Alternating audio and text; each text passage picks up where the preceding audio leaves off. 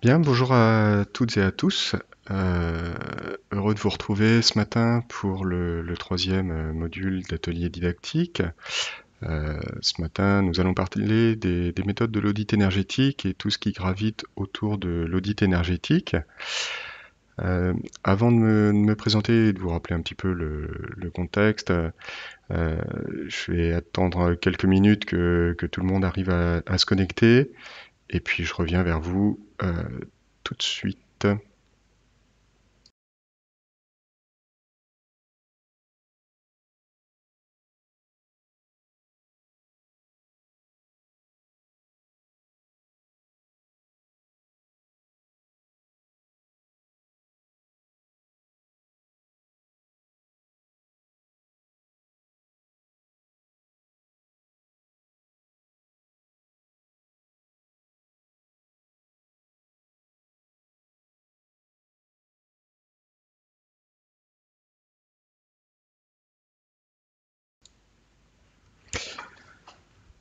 Bien, donc je vous propose de commencer. On va voir l'introduction.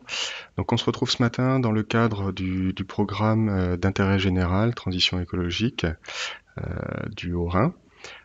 Donc Alexis Herbet du bureau d'études Pouget Consultant. On a un bureau thermique et fluide implanté sur l'agence de Nantes et de Paris. Moi, je m'occupe plus particulièrement du secteur rénovation à l'agence de Nantes. Voilà, donc on est dans un format un petit peu spécial puisqu'on est juste en diffusion. Vous allez, alors mon poste n'est pas équipé de webcam, donc je peux pas vous saluer visuellement, mais il n'y a pas de. Vous avez la possibilité d'utiliser le chat directement sur YouTube pour poser vos questions au fur et à mesure. Et on y répondra alors soit directement si c'est possible, ou sinon à la fin de la diffusion, on prendra le temps de faire une petite synthèse des questions qui ont été posées et on se permettra d'y répondre à la fin.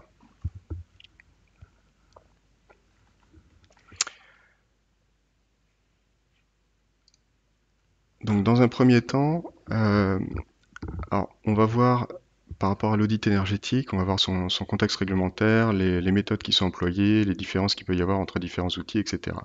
Mais dans un premier temps, euh, le cadre de cette intervention, euh, c'est bien de rappeler que le marché de la rénovation concerne 31 millions de logements en France. Donc c'est un marché qui est important, qui est même plus important que le marché du neuf, forcément. Les bâtiments construits sur toutes les époques sont plus nombreux. Et surtout, les deux tiers de ces bâtiments ont été construits avant 1975. Donc, c'est-à-dire qu'ils ont été construits avant le premier choc pétrolier et donc avant les premières réglementations thermiques. On va se retrouver du coup avec un parc d'environ 20 millions de logements, peu isolés, voire pas isolés du tout, puisque avant 1975, on va retrouver des bâtiments avant la Seconde Guerre mondiale, donc des bâtiments plutôt des bâtis traditionnels, ce qu'on appelle du bâti ancien, murs en pierre, moellons, etc., même pans de bois. Et entre la Seconde Guerre et 1975, des bâtiments qui vont déjà être un petit peu plus construits avec des éléments préfabriqués, des contrecloisons en briques, etc. Donc un petit peu plus confortable, mais une énergie pas chère et abondante, donc pas de nécessité d'isoler les bâtiments. Ces bâtiments, aujourd'hui, en dehors du fait qu'ils peuvent ne pas être très confortables, sont surtout très consommateurs en énergie. Donc c'est la date de 1975. Après 1975, on a vu apparaître les premiers bâtiments avec un petit peu d'isolant. Et au fur et à mesure, les réglementations thermiques successives ont fait se renforcer l'isolation des bâtiments dans l'objectif de réduire les consommations. Aujourd'hui, on est dans une dynamique de réduire les consommations, mais en gardant en ligne de mire ce qui est rappelé en dessous, donc avec la loi de transition énergétique pour la croissance verte, qui, elle, a pour objectif de réduire les émissions de gaz à effet de serre. Donc, le premier objectif, c'est de réduire les émissions de CO2. Et pour obtenir cette réduction d'émissions de CO2, un des moyens d'y arriver, c'est de diminuer les consommations énergétiques et les consommations énergétiques notamment du parc de bâtiments en France. Quelques obligations, du coup, qui en découlent. En août 2015, la loi de transition énergétique, que je viens de citer, avec des objectifs sur la réduction des émissions de CO2. Le 1er janvier 2017, des obligations de travaux dans les logements existants, avec l'obligation de faire ces travaux avant 2025. Ça concerne des bâtiments résidentiels, avec une étiquette énergie G ou F.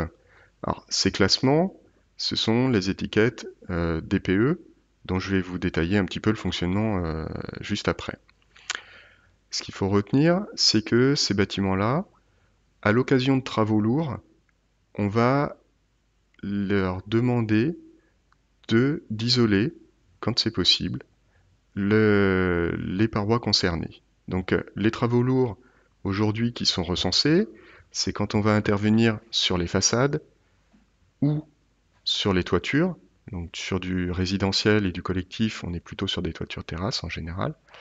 Ou bien quand on va transformer des surfaces en surfaces habitables. À ces trois occasions-là, l'idée c'est bien d'embarquer la performance énergétique et plutôt que de faire juste un coup de peinture sur une façade par exemple, on va se poser la question si c'est pas le bon moment pour pouvoir l'isoler et on peut même être amené à être obligé de l'isoler. L'obligation, ce qu'il faut voir aujourd'hui, c'est que elle a été mise en place, c'est la première fois qu'on a une obligation d'isoler des parois. Elle est mise en place de manière progressive et aujourd'hui, elle ne concerne que les bâtiments qui sont construits, qui sont plutôt contemporains, donc construits avec des matériaux préfabriqués comme des briques ou blocs béton ou des parois béton, etc. Ce sont des bâtiments où on sait qu'on peut obliger une isolation de ces parois-là sans avoir besoin d'un diagnostic plus poussé sur le fonctionnement, migration de vapeur d'eau, etc. Le but, c'est pas d'obliger d'isoler et d'avoir des pathologies derrière. Donc là, obligation par rapport aux matériaux du bâtiment, et ensuite un petit, la possibilité, la nécessité, pardon, de mesurer l'impact économique et de faire un calcul de temps de retour. Si le coût économique paraît démesuré par rapport au gain, à ce moment-là, l'obligation saute. Donc on voit que c'est un petit peu encadré. C'est vraiment la première mesure d'obligation et qui sera sûrement amenée à évoluer. Pour ces obligations, la prise de décision est facilitée aussi, enfin avec la loi, les prises de décision pour les travaux de rénovation sont facilitées avec un vote de travaux à la majorité simple. Ce qui permet de faciliter en AG et d'éviter d'avoir des blocages d'une année à l'autre. Et puis enfin, la loi ALUR a instauré l'obligation pour les copropriétés de plus de 10 lots de créer un fonds de travaux. Alors plus de 10 lots, ça concerne une très grande majorité de copropriétés, puisqu'on se retrouve facilement avec des lots parties communes et des lots de logements. Donc déjà, dès qu'on a 5 logements, en général, on est sous cette obligation-là. Créer le fonds de travaux, l'objectif est bien de se dire, ça permet d'amorcer un dispositif en mettant en place une épargne au niveau de la copropriété qui peut permettre d'engager les premiers travaux et d'alléger un petit peu la quote-part quand on se retrouve sur des travaux un peu plus lourds. Donc voilà, un tas de mesures qui vont dans le sens de faciliter la rénovation énergétique. Alors, pourquoi une rénovation énergétique? On pourrait se poser la question. Bon, quand on voit la photo, on peut se dire que le bâtiment de droite, il n'y a plus trop de questions, hein, puisque on est dans un état dégradé, mais là je pense qu'on a d'autres soucis que le confort et la thermique. Mais les premiers bénéfices d'une rénovation énergétique, c'est bien de faire des économies d'énergie et donc d'avoir des factures moins élevées. Ces factures moins élevées, aujourd'hui, c'est le meilleur moyen pour contrer une augmentation du coût de l'énergie. Moins on consomme, même si on consomme peu, même si le prix de l'énergie double, ça peut rester une facture supportable. Le but, c'est bien d'avoir des consommations d'énergie les plus faibles possibles et donc des factures les moins élevées possibles. Derrière ça, économie d'énergie, ça veut dire aussi réduction des émissions de CO2. Et donc notre objectif plus général et collectif. Le deuxième intérêt, et c'est pas le moindre, surtout vis-à-vis des propriétaires euh, qui doivent être convaincus, le deuxième objectif, c'est bien sûr d'améliorer le confort des usagers. Alors, il est mis en deuxième, mais finalement, il se retrouve au centre, puisque ça peut être même la première raison d'effectuer une rénovation énergétique. Faut pas perdre de vue que c'est pas juste pour se faire plaisir sur un bâtiment, le rendre ultra performant, etc. C'est d'abord pour rendre le bâtiment confortable pour ses usagers et j'aurais tendance à ajouter facile à utiliser. On pourrait avoir tendance à complexifier des systèmes de chauffage, de régulation, etc. pour être le plus efficace possible. Faut pas perdre de vue qu'on a des personnes qui vivent dans le logement et qui doivent pouvoir utiliser ce logement de la façon la plus simple possible, puisqu'on a des personnes qui peuvent être très variées, que ce soit en âge ou en utilisation de systèmes et d'interfaces.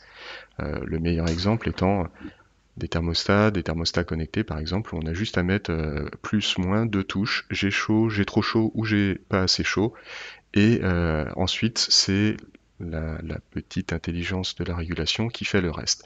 Pas de programme, pas d'horaire, etc. Le troisième argument, qui n'est pas le moindre non plus, c'est une augmentation de la valeur patrimoniale du bâtiment. Et là, même si la valeur d'un bâtiment euh, est sujet à plein de paramètres, que ce soit l'emplacement de ce bâtiment dans une ville, etc., le quartier, l'orientation, etc. Malgré tout, euh, quand le bâtiment est rénové ou quand le logement est rénové, on voit sa valeur qui augmente. Aujourd'hui, c'est une tendance qui est difficilement quantifiable, mais il y a une fameuse étude des notaires qui suivent les transactions et qui ont pu établir, c'est une étude purement statistique, qui ont pu établir que des bâtiments avec une meilleure étiquette énergétique sont ceux qui présentent la meilleure valeur ramenée au mètre carré. Donc aujourd'hui, euh, cet argument de la valeur patrimoniale peut être un argument fort, surtout si vous êtes dans des endroits où le prix au mètre carré est élevé. On peut se dire que en plein centre-ville, si vous faites 10% de plus-value parce que votre bâtiment est bien isolé, vous allez pouvoir, enfin cette plus-value représente largement le prix des travaux. Donc voilà un petit peu pour le contexte de la rénovation et pourquoi on vous fait un atelier aujourd'hui et le programme d'intérêt général déclenché par le Haut-Rhin. Et maintenant, je vais rentrer un petit peu plus dans le détail de l'audit énergétique. Alors, cet audit énergétique, on peut se poser la question, à quoi il sert? Juste un audit énergétique. Donc en général, cet audit, c'est vraiment la première étape dans une rénovation. Je vous ai mis un petit peu le déroulé qu'on verra en détail juste après. Donc le déroulé d'un audit, c'est bien un état des lieux, savoir d'où on part, et puis pour pouvoir proposer toute une trajectoire avec des améliorations, avec un bouquet de travaux, et savoir comment le financer. C'est vraiment un package complet pour se dire, aujourd'hui, par rapport à votre bâtiment tel qu'il est actuellement, voilà ce qu'on peut faire, combien ça coûte, et ce que ça vous amène. Ça veut dire aussi que, après un audit énergétique, on a forcément des étapes de consultation d'entreprise, avec ou sans maîtrise d'œuvre, ça dépend de la taille du projet, et ensuite l'intervention des entreprises pour réaliser les travaux. On pourrait même aller au-delà, mais c'est pas le but aujourd'hui, aller au-delà après la réception des travaux avec des missions d'accompagnement pour la maîtrise d'usage. C'est-à-dire que c'est pas le tout de rendre les clés après les travaux avec un bâtiment qui peut être plus performant et aussi peut-être un petit peu plus complexe à utiliser au niveau de son chauffage, de ses régulations, de ses systèmes de ventilation, etc. Et donc, ça paraît essentiel de continuer de d'accompagner les occupants juste après les travaux, déjà pour vérifier si tout est bien réglé comme il faut, c'est-à-dire que les performances attendues sont bien atteintes, et ensuite pour continuer de les accompagner dans les bons gestes, dans l'utilisation de ces nouveaux moyens, et de les accompagner dans la compréhension, qu'est-ce qui se passe, comment ça se fait que je peux avoir quand même trop chaud ou pas assez chaud éventuellement, enfin, de les accompagner là-dessus et pour éviter d'avoir un effet rebond qu'on peut observer une fois que c'est très bien isolé, par exemple, on peut avoir tendance à vouloir une température dans son logement un petit peu plus élevée qu'avant parce qu'on sait que la facture elle sera pas aussi élevée qu'avant. Donc voilà, ça c'est la démarche complète et donc l'audit énergétique est bien la première étape. Aujourd'hui, je vous parle d'audit énergétique. Malgré tout, c'est important de garder en tête que il peut être complété et il devrait être complété quasiment systématiquement par un audit technique. Alors quand je parle d'audit technique, typiquement quand on prend un bâtiment, un petit bâtiment collectif par exemple, l'audit technique, lui, va s'attacher à des sujets comme la sécurité électrique dans les parties communes, à l'état des parties communes, le sol, les murs, la peinture, etc., à l'accessibilité par exemple. Est-ce que c'est le moment aussi de renforcer l'accessibilité au PMR par exemple, si jamais il y a des travaux qui sont engagés. Donc des travaux, un tas de travaux qui ne sont pas forcément énergétiques, mais qui peuvent être nécessaires dans le bâtiment concerné et qui peuvent amener aussi à une meilleure acceptation du projet global, puisque des occupants pourraient se retrouver dans la situation d'un audit énergétique qui leur propose des travaux énergétiques, donc une isolation des façades, des toitures, remplacement des fenêtres, etc. Alors que typiquement, eux, la première chose qu'ils voient, c'est que quand ils rentrent dans leur hall, bah, la peinture est décrépite, le sol est cassé ou des choses comme ça, et que c'est quand même d'abord ça qu'ils rechercheraient si jamais il y avait des travaux à faire. Donc, un ensemble qui est le plus efficace possible pour euh, emmener la décision de faire des travaux dans le bâtiment, c'est un audit énergétique complété par un audit technique. Euh, Maintenant, qu'est-ce qui peut décider des personnes à faire réaliser un audit énergétique? En général, les éléments déclencheurs, ça peut être le remplacement d'un équipement. Typiquement, les chaudières tombent en panne, si c'est des chaudières collectives par exemple. Les chaudières tombent en panne, au moment de les remplacer, on peut être amené à se poser la question, est-ce que avant d'en installer des nouvelles, peut-être trop puissantes, est-ce que je peux enclencher des travaux d'isolation pour réduire la taille de ces chaudières et les faire les plus adaptées? C'est-à-dire prendre la rénovation dans le bon sens en isolant avant d'équiper. Euh, on peut être amené aussi à faire un audit parce que on a un ravalement qui est nécessaire sur une façade, parce que on a des désordres, une peinture qui est écaillée, salie, etc. Ou bien on est en centre-ville et on peut être amené à être obligé de faire un ravalement. Et à ce moment-là, avant de faire le ravalement, on l'a vu un petit peu dans la loi nous oblige à réfléchir à l'isolation de cette paroi, mais que cette paroi. Là, c'est d'enclencher une réflexion plus globale avec un audit énergétique qui peut nous amener à avoir une idée des travaux à réaliser sur notre bâtiment et dans quel ordre les réaliser, et donc d'avoir une trajectoire complète qui peut se faire en une fois ou en plusieurs fois, on le verra, et cette trajectoire qui va nous donner aussi à la fin les consommations et donc les factures qu'on peut être amené à obtenir. La troisième occasion pour réaliser un audit énergétique, c'est bien la volonté de réduire le budget énergétique de la copropriété ou de la maison, tout simplement, parce que les factures sont trop élevées, parce que l'énergie a augmenté et qu'au fur et à mesure, le budget devient difficile à supporter. Et à ce moment-là, on va faire réaliser l'audit énergétique comme étant une première étape. On peut vouloir aussi augmenter son confort. On imagine bien qu'un bâtiment ou une maison non isolée, avec des fenêtres en simple vitrage, si ça existe encore un petit peu, on peut se poser la question si on n'a pas moyen d'augmenter son confort. Et puis le dernier argument, c'est pas toujours le meilleur, mais c'est de répondre à une obligation, parce qu'en général, quand on est obligé, on traîne un petit peu des pieds et c'est pas le plus simple pour aborder la démarche dans le bon sens. Mais c'est néanmoins une bonne occasion quand même. Donc voilà un tas de raisons pour réaliser l'audit énergétique.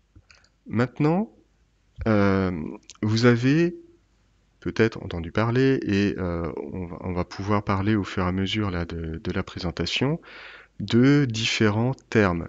Ce que je vous ai mis dans le titre, on va parler d'audit, audit énergétique, audit technique, on va parler de DTG, donc de diagnostic technique global, on va parler de DPE, et donc tout ça sont des choses qui peuvent se compléter, et on va voir, je vais vous expliquer un petit peu en quoi ça consiste, et pourquoi tous ces dispositifs peuvent se compléter et comment ils s'agencent. Donc je vais commencer par le diagnostic technique global qui a été mis en place en 2014 et qui concerne les bâtiments collectifs, comme l'indique la petite icône à gauche. Aujourd'hui, je vous ai mis le petit logigramme qui permet de savoir un petit peu le déroulement. Ce DTG, il se met en place dans les bâtiments collectifs. Et ensuite, on va se poser la question de l'articulation par rapport aux audits et aux DPE.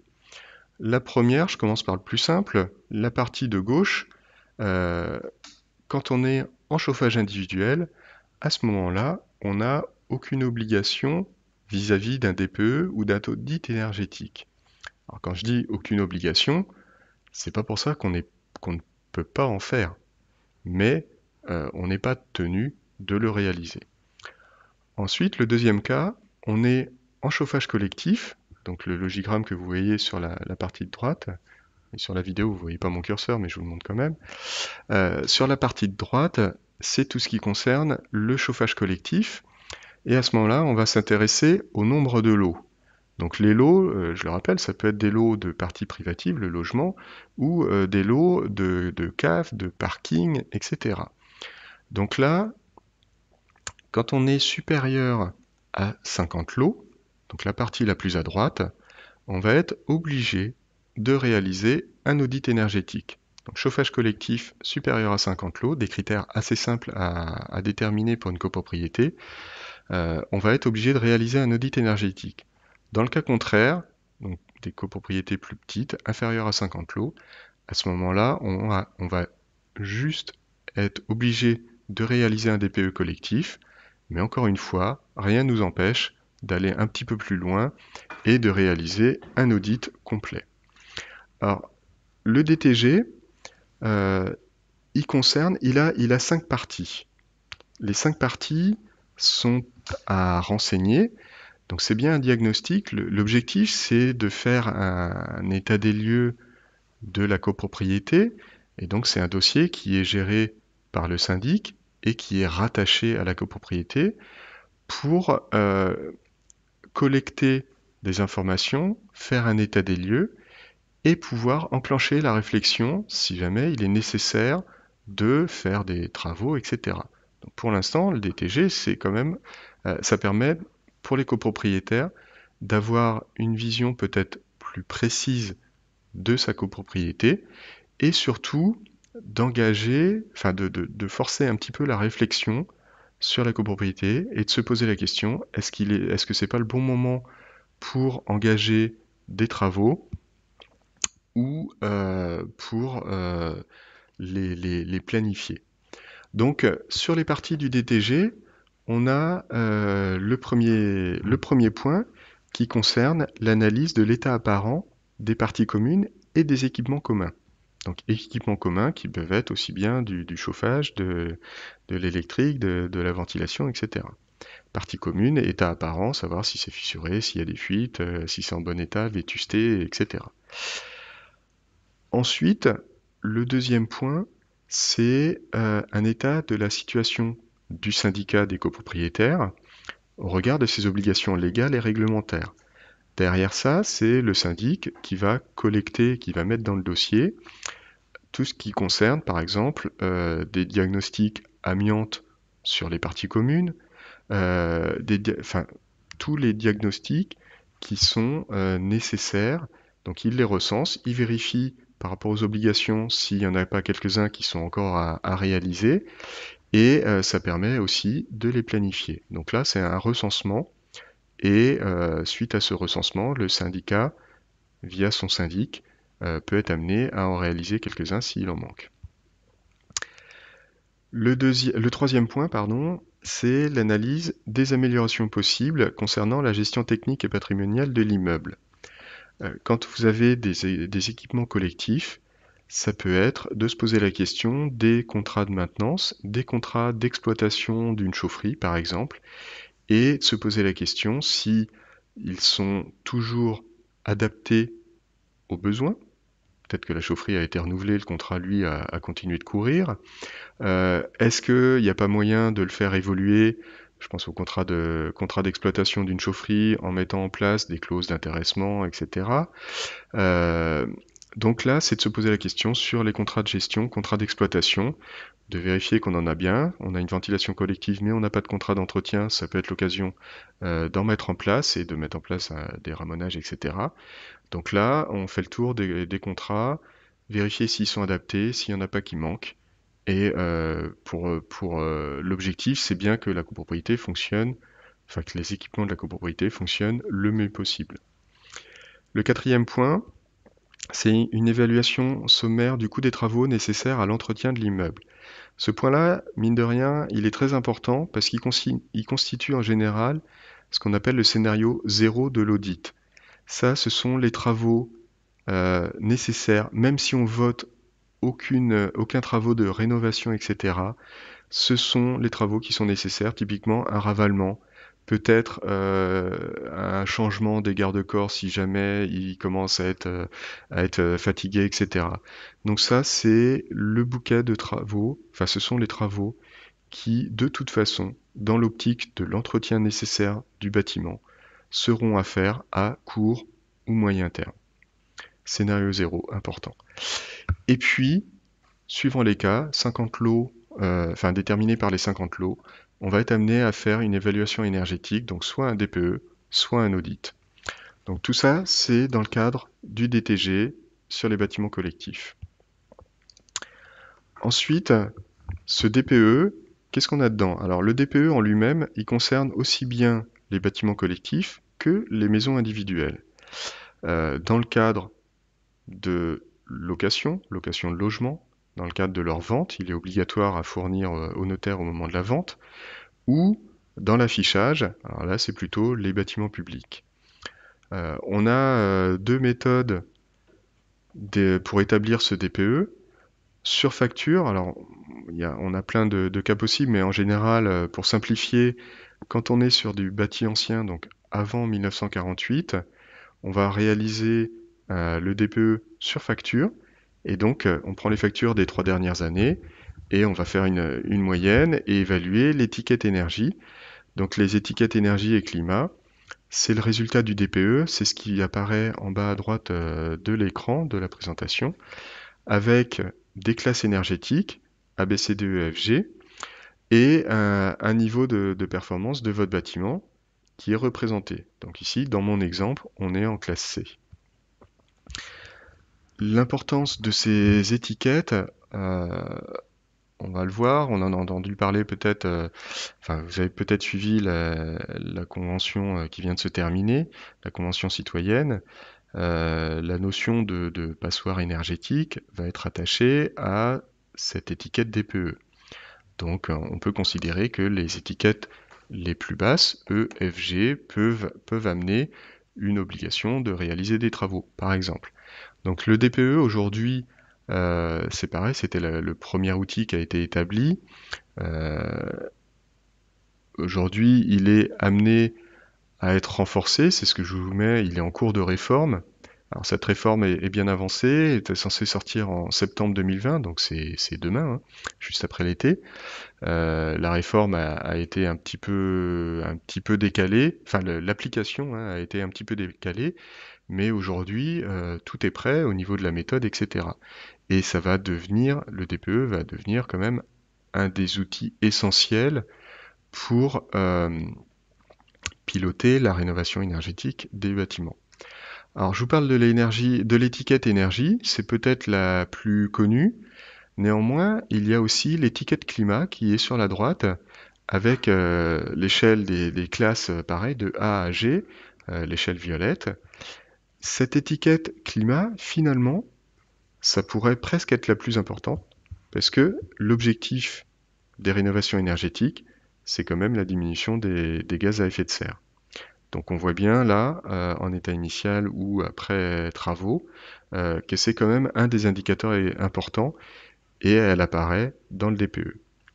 Alors je vous disais tout à l'heure, les deux méthodes possibles, surfacture et la méthode 3CL. Donc surfacture, on prend la facture, on fait la moyenne des 3 dernières années et ça va nous donner la consommation énergétique du bâtiment considéré. Quand on est après 1948, on peut avoir des différences si on est en chauffage individuel ou chauffage collectif, avec ou sans moyen de comptage, avec de l'ECS individuel, etc. Mais en général, on va utiliser une méthode de calcul qu'on appelle une méthode 3CL et qui va faire le calcul par rapport à trois usages, donc les consommations de chauffage, d'eau chaude sanitaire et de refroidissement.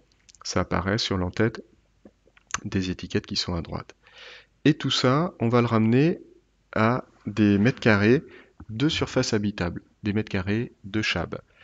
Donc c'est important parce que les mètres carrés de chab, c'est facilement accessible pour n'importe quel diagnostiqueur et n'importe quel propriétaire, euh, mais on va voir que c'est différent des autres méthodes de calcul et ça peut amener une incompréhension puisqu'on n'obtient pas toujours les mêmes niveaux de consommation au mètre carré.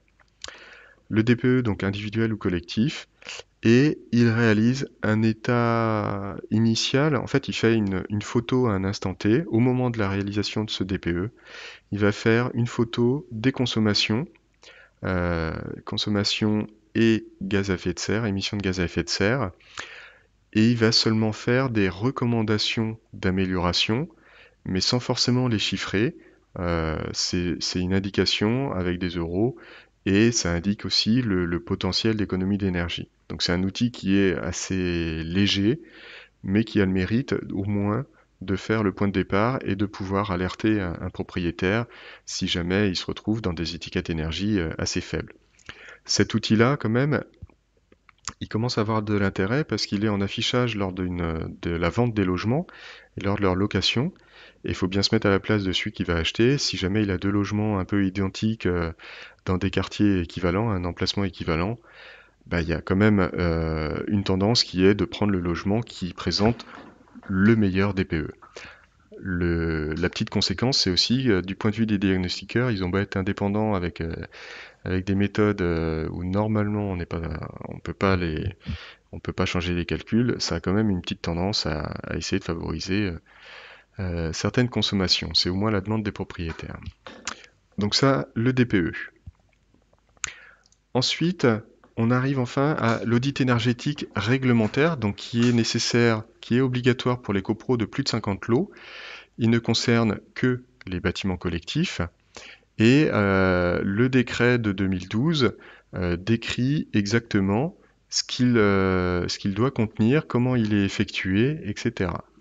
Donc c'est une démarche du syndic qui doit le soumettre au vote à partir du 1er janvier 2012 et il doit être réalisé dans les 5 ans. Alors, si on compte bien, normalement, aujourd'hui, toutes les copropriétés concernées, hein, plus de 50 lots, en chauffage collectif, sont censées avoir réalisé leur audit énergétique réglementaire. Ah, il s'agit que de la partie énergétique. Donc ça peut amener un petit manquement, c'est-à-dire que tous les travaux non énergétiques ne sont pas compris dedans. il doit être fait par une personne qualifiée et indépendante de l'opération. Je vais rentrer dans le détail juste après. Donc le contenu de l'audit, c'est important de le connaître, il est dans le décret, donc tous les rapports d'audit énergétique doivent présenter au moins ces parties-là. Il fait une description des parties communes et privatifs avec une visite sur site. Donc il ne se fait pas à distance, forcément, ça paraît un peu logique, mais ça vaut le coup de le rappeler. Et dans la description des parties communes, on va évaluer, on va décrire le mode constructif. Est-ce que ce sont des parois en béton, en parpaing, en pan de bois, etc. On va décrire si c'est isolé ou pas isolé. Et on décrit également leur vétusté, leur état. Est-ce qu'ils sont en bon état ou pas? Privatif, avec la visite d'un échantillonnage de logements. On ne visite pas 100% des logements forcément.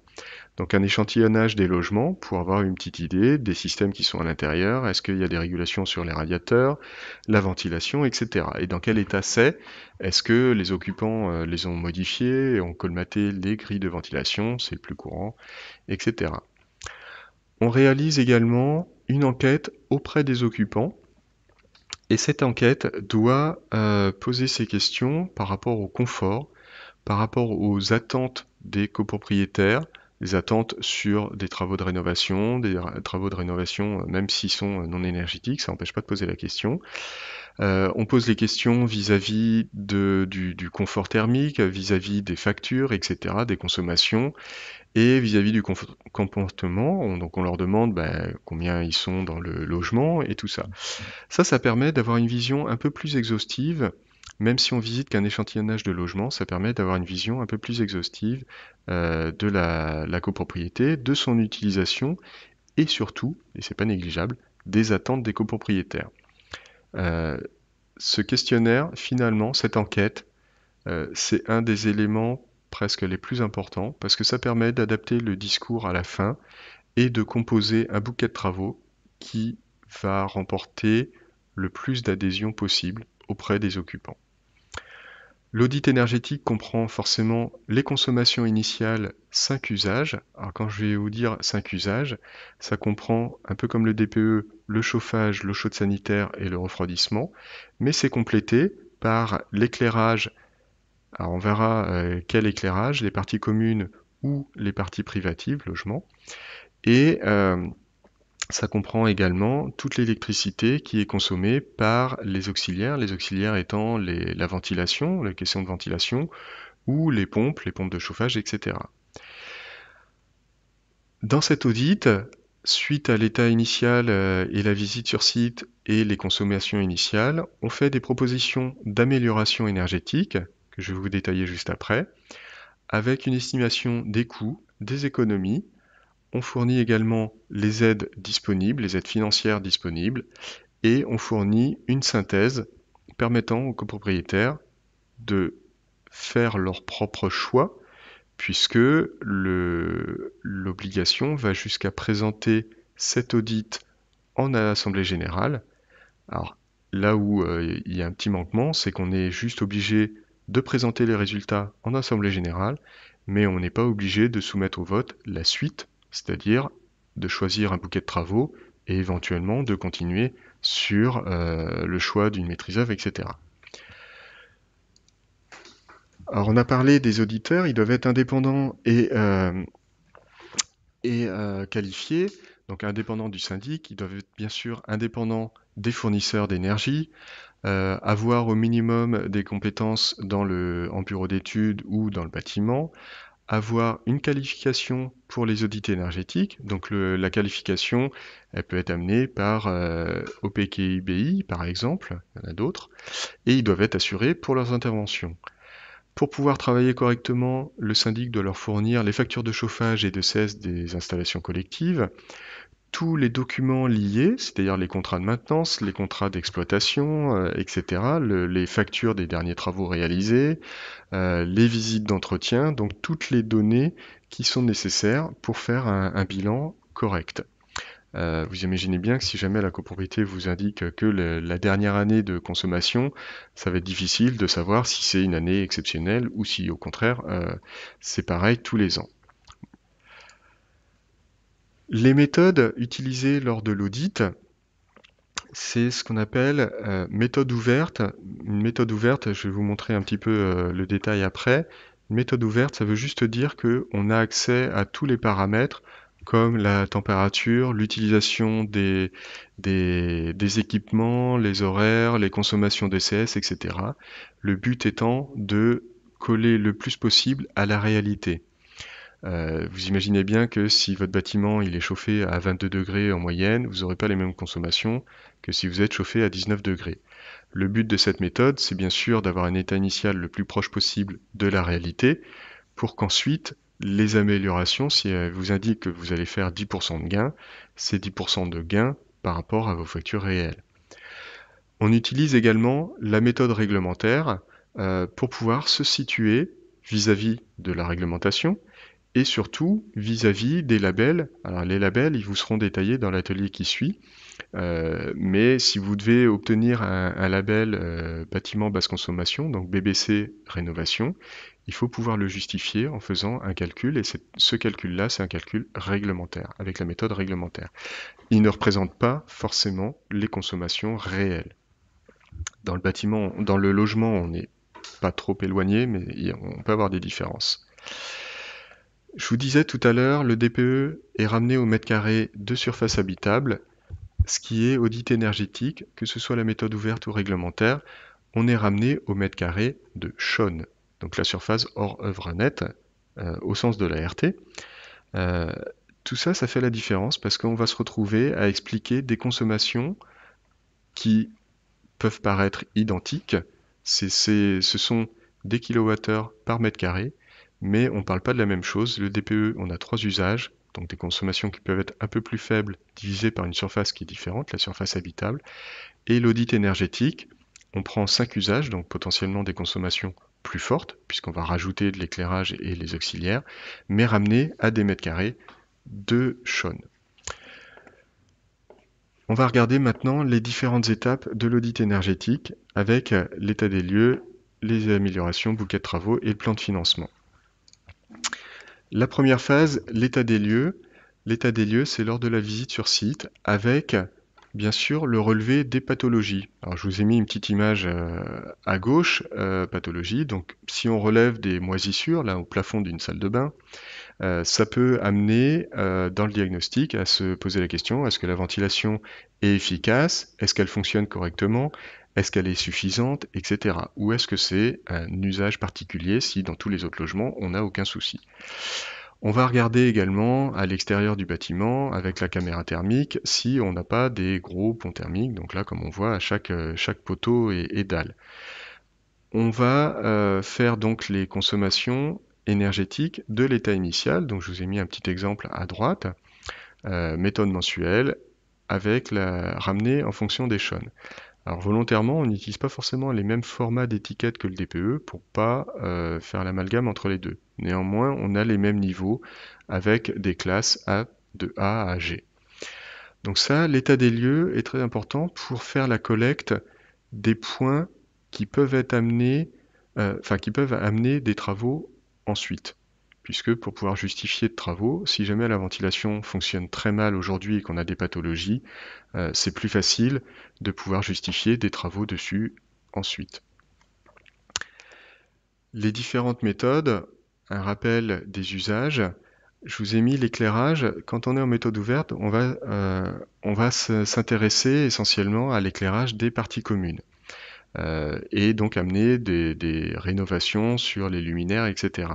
Si on a un parking collectif, forcément que c'est des améliorations qui peuvent porter sur ces consommations-là. En méthode réglementaire, on est sur l'éclairage des parties privatives, et en DPE, on ne les regarde pas du tout. Quand on est en méthode ouverte, on intervient sur tous les paramètres, on peut les régler. Par contre, en méthode réglementaire, le paramétrage est conventionnel suivant l'usage du bâtiment. Typiquement, en logement, on va considérer que la température, pour nos calculs, la température sera de 19 degrés. Donc on n'obtient forcément pas les mêmes consommations que la méthode ouverte. Méthode ouverte, c'est vraiment le plus proche de la réalité. On va pouvoir paramétrer correctement notre modèle de simulation par rapport à la réalité. C'est important parce que ça permet d'améliorer l'acceptation des résultats par les copropriétaires, puisque si on est proche de leur facture, si jamais on leur annonce ensuite des travaux pour faire 30% de gain, par exemple, si le point de départ est bon, on peut se dire qu'à la fin, on aura réellement 30% de gain. Donc cet état des lieux, on se sert de différents outils de représentation en regardant les déperditions, donc les pertes de chaleur. Ça permettra ensuite de donner les priorités des travaux à faire.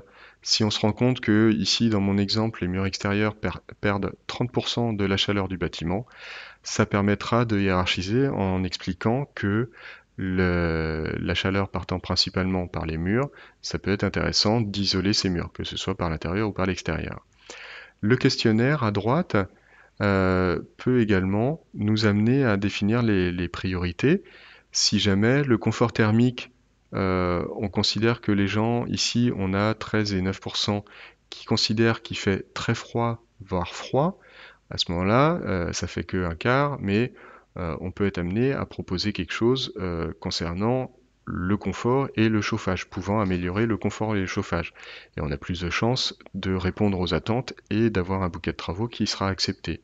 Si jamais les dépenses de chauffage sont pareilles, considérées très élevées ou plutôt élevées, plus facilement on va chercher à les réduire.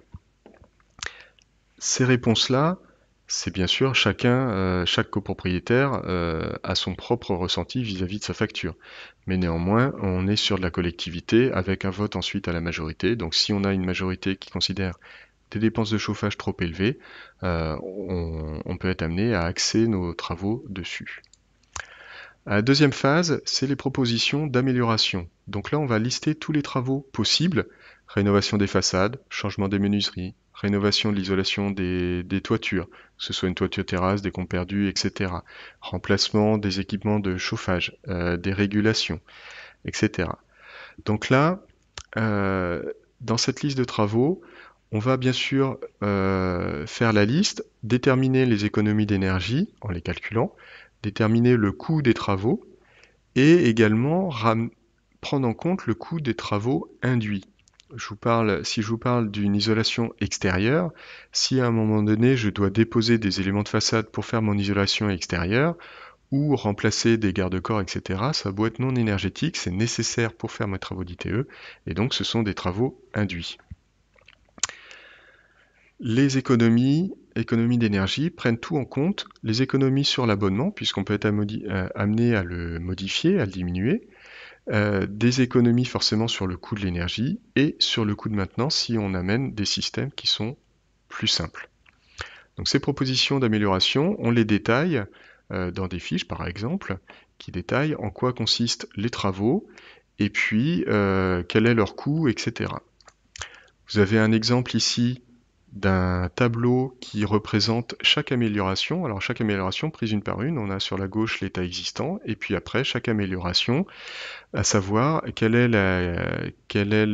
l'énergie économisée, et on indique dessus, sur l'avant-dernière ligne par exemple, le coût d'investissement, ce que ça représente en euros TTC par logement. Donc ça permet de hiérarchiser ensuite ces propositions d'amélioration pour pouvoir composer la troisième phase, les bouquets de travaux. Donc ces bouquets de travaux, on va les constituer soit parce qu'il y a eu des pathologies, donc ça va dire que là où il y a des pathologies, on va essayer de faire les travaux en premier, ou bien ça correspond aux attentes des copropriétaires, parce que le confort, par exemple, est pas au rendez-vous, et donc on peut être amené à vouloir améliorer ce confort ou à diminuer les factures, etc.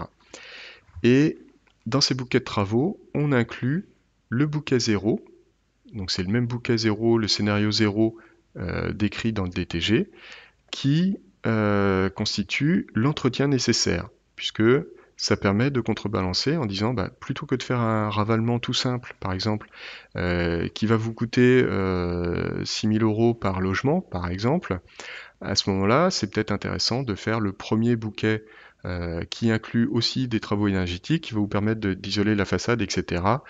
Et qui va vous amener un coût peut-être plus élevé, mais un reste à charge, comme on va le voir, peut-être plus faible.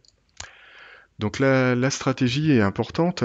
dans cette stratégie, les bouquets de travaux vont permettre de déterminer si on fait une rénovation globale ou si on fait une rénovation par étapes. La rénovation globale est bien sûr plus intéressante parce qu'elle est plus efficace et plus économique. Les entreprises interviennent tout ensemble en même temps et vont permettre de faire les interfaces entre différents lots plus facilement, typiquement une isolation extérieure et un changement de menuiserie, ou une isolation extérieure et une toiture terrasse, c'est plus simple quand c'est fait en même temps. Les étapes, l'audit permet de tracer une trajectoire pour réduire les consommations au maximum. Donc le dernier bouquet, c'est forcément le plus ambitieux, et le tout, cette trajectoire, sans créer de pathologie. Typiquement, vous faites changer les menuiseries, vous renforcez l'étanchéité à l'air. Si en même temps vous ne mettez pas la ventilation, vous risquez d'avoir des pathologies à l'intérieur des logements. Donc l'ordre des bouquets de travaux, l'ordre des améliorations, permet de traiter ces interactions entre les lots de travaux et bien de ne pas créer de pathologie. Un exemple ici d'interaction entre des travaux d'ITE, on va pouvoir justifier. Alors ça, ce sont des travaux qui sont des tableaux qui sont issus d'un projet qui s'appelle Profil, dont le but est de fournir aux entreprises, aux professionnels, s'ils interviennent sur un lot, qu'ils puissent avoir une réflexion sur les impacts sur d'autres lots. Donc là, on évalue des travaux d'ITE, ça c'est l'entreprise qui arrive et qui doit réaliser une ITE, et il va se poser la question, est-ce que c'est pas l'occasion de remplacer mes menuiseries? Donc on va regarder la vétusté, donc c'est les colonnes, l'état des fenêtres, entre un mauvais état où on va dire que c'est nécessaire de les remplacer en même temps que l'ITE, et puis sur les colonnes de droite, si mes fenêtres sont récentes et en plus en bas à droite elles sont plutôt performantes, à ce moment-là il n'y a pas d'action à faire à long terme. Donc en rouge, action à court terme, en même temps que les travaux prévus, et en vert, c'est plutôt du long terme, voire rien du tout. Donc ça, c'est un exemple mis à disposition pour construire aussi les bouquets de travaux. Un exemple de tableau, on détaille chaque bouquet en mettant, donc ça c'est pour pouvoir communiquer auprès des copropriétaires par exemple, où on va détailler ce que comprend chaque bouquet de travaux. Donc vous avez là, ligne par ligne, les travaux compris. Et on peut détailler si si on réalise un gain de 25% par exemple, puisque ça conditionne l'éligibilité à des aides financières. On va regarder si on arrive à des niveaux BBC Rénovation, donc forcément en général c'est les bouquets les plus avancés qui comprennent le plus de travaux. On regarde les consommations, les économies énergétiques et une estimation du coût d'investissement. Alors en soi, à la fin du bouquet de travaux, on pourrait s'arrêter là. Sauf qu'en général, quand on annonce des coûts d'investissement qui peuvent être élevés, là 13 000 euros, entre 10 000 et 20 000 euros, facilement pour les derniers bouquets de travaux, tel quel, ça encourage pas toujours à faire des travaux. Donc il va falloir aller un petit peu plus loin en établissant le plan de financement. Et cette étape-là, même si elle n'est pas obligatoire dans l'audit énergétique réglementaire, c'est une des étapes qui permet de déclencher la prise de décision auprès des copropriétaires. Alors, on repart du montant des travaux par logement. On va regarder si on peut le financer, donc avec des prêts collectifs ou un éco-PTZ. Donc on arrive à une mensualité sur 10 ans, 15 ans, 20 ans par exemple. On regarde les économies d'énergie qui sont envisagées, et ça représente un effort mensuel. Typiquement, on peut avoir une mensualité de 80 euros. Si on économise tous les mois 30 euros d'énergie, finalement, notre effort mensuel n'est que, entre guillemets, de 50 euros. Donc ça permet de calibrer et de comparer les bouquets. Et puis enfin, on va regarder les aides, et c'est un montant à déduire du nombre de mensualités. Alors ce chemin-là, c'est un chemin possible, suivant les dispositifs, etc., les dispositifs d'accompagnement. On peut avoir du préfinancement d'aide, et à ce moment-là, on va le remonter au niveau des prêts collectifs et déduire du coût des travaux de la quote-part pour obtenir le reste à charge. Alors ça, c'est le cheminement. On imagine bien qu'à la fin, on va pouvoir comparer les bouquets de travaux en regardant combien ça coûte mois par mois. Et je vous donne un petit exemple ici. Alors c'est un exemple nantais, mais c'est pas grave, ça peut se réaliser partout. Où on va comparer sur les barres bleues, c'est la quote-part. Donc là, la quote-part, c'est directement les travaux d'investissement ramenés au logement, donc ce qu'on doit payer. Donc là, forcément, entre le bouquet 0 ou le bouquet 2, 3, 4, cette part d'investissement va augmenter. Par contre, en orange, on a mis le reste à charge, donc après déduction des aides, de certaines aides, les aides où on est sûr d'avoir, enfin, on est sûr de les avoir, on va dire. Et là, on se rend compte qu'entre un bouquet 0 qui a peu d'aide parce que peu énergétique et un bouquet 4 qui peut être très énergétique parce qu'on arrive jusqu'à une rénovation BBC, et ben la marche est pas si haute que ça et peut être plus intéressant d'enclencher le vote d'un bouquet de travaux plus complet qui à l'origine est peut-être plus coûteux mais qui à la fin me revient moins cher et amènera une valeur au logement, un confort et des économies d'énergie non négligeables. Donc là, sans cette ingénierie financière, on peut bien imaginer, si on n'a que les barres bleues, que le copropriétaire va peut-être avoir du mal à se projeter sur le bouquet 4, alors qu'après ingénierie financière, on se retrouve avec des cotes-parts qui sont, enfin un reste à charge qui est moins élevé même que le bouquet 3 et qui est pas si éloigné que ça des premiers bouquets. Donc là, toute l'importance de faire cette ingénierie financière. Je vous ai fait un petit tableau de synthèse qui concerne ce qui est mis dans le DTG, donc les 5 parties que je vous ai détaillées au tout début, l'analyse des parties communes, le regard du syndic par rapport aux obligations, l'analyse des améliorations possibles, l'évaluation énergétique et l'évaluation du coût des travaux. Donc tout ça c'est dans le DTG. Quand il est réalisé, ça veut dire que on va avoir la partie énergétique, donc l'audit énergétique tout seul, et un regard sur les parties communes, etc. Donc là, on se retrouve avec ce qu'on pouvait appeler avant un audit global, donc technique plus énergétique. On voit bien que dans les copropriétés de moins de 50 lots qui n'ont qu'un DPE collectif à faire, eh ben, il y a juste une évaluation énergétique et il nous manque des choses. Donc c'est plus important de pouvoir réaliser et compléter, d'encourager, de compléter la démarche par une vision complète sur le bâtiment pour pouvoir atterrir sur des préconisations complètes. Alors en accompagnement, et on arrive presque à la fin de notre diffusion, en accompagnement, on a quelques services d'accompagnement qui sont à l'échelle nationale ou portés par les collectivités qui permettent d'accompagner les particuliers, voire les copropriétaires, dans leur démarche. Donc le premier, c'est le service d'accompagnement pour la rénovation énergétique, dont l'objectif est de faire un point d'entrée et de fournir les renseignements donc de l'action d'information et d'accompagnement, que ce soit auprès des particuliers ou des copropriétaires.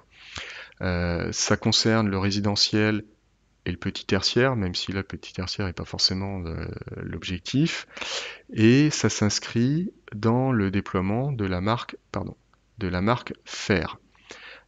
Cette marque-là est venue en remplacement des points rénovation info-service, des conseillers, des espaces info énergie, etc. Donc le but étant d'obtenir une marque commune. Donc là, le réseau Fer, l'objectif c'est bien de rassembler tous les acteurs de la rénovation, que ce soit les conseillers qui vont être au contact avec les particuliers, voire les entreprises qui vont être amenées à faire ces travaux et les collectivités également qui peuvent mettre en place des programmes bien particuliers, bien ciblés auprès de leur parc. Les conseillers faire leur objectif, c'est de faire de l'information sur les aides, de faire le bilan ils peuvent être amenés à faire un bilan de consommation, donc le point de départ, pour pouvoir inciter les particuliers ou les copropriétaires à engager une démarche plus complète et à aller vers des travaux. Et donc c'est bien le but d'avoir un point d'entrée unique. Alors je vous parle aussi d'Octave, je vous en parle très rapidement puisque c'est exactement sur votre région, ça concerne le Grand Est pour les propriétaires.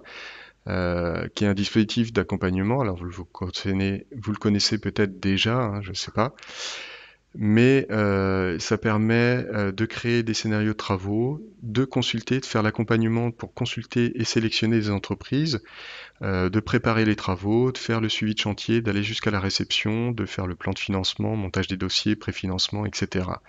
L'objectif, c'est bien d'accompagner, alors c'est quasiment de se substituer au maître d'ouvrage, de faire de l'assistance à maîtrise d'ouvrage.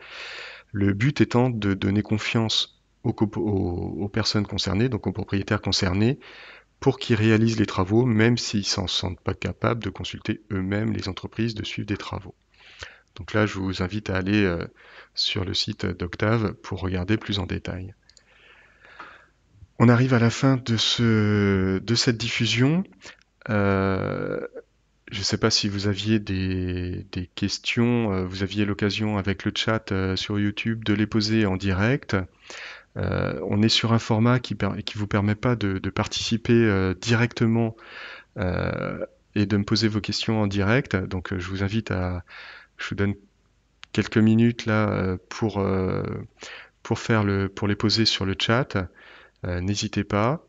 La présentation est de toute façon disponible en replay sur la chaîne YouTube du PIG, Transition écologique du Haut-Rhin. Et puis, il est 10h01, on est juste à une petite minute de retard. Je vois pas de questions, donc je vais clôturer la diffusion. Et de toute façon, vous avez toujours l'occasion de contacter. Vous avez le contact sur la fin. Vous pouvez toujours nous contacter si vous avez la moindre question. Je vous souhaite une bonne journée. Je vous invite à suivre l'atelier à suivre qui concerne les labels et certifications dans le bâtiment. Bonne journée à vous et à bientôt.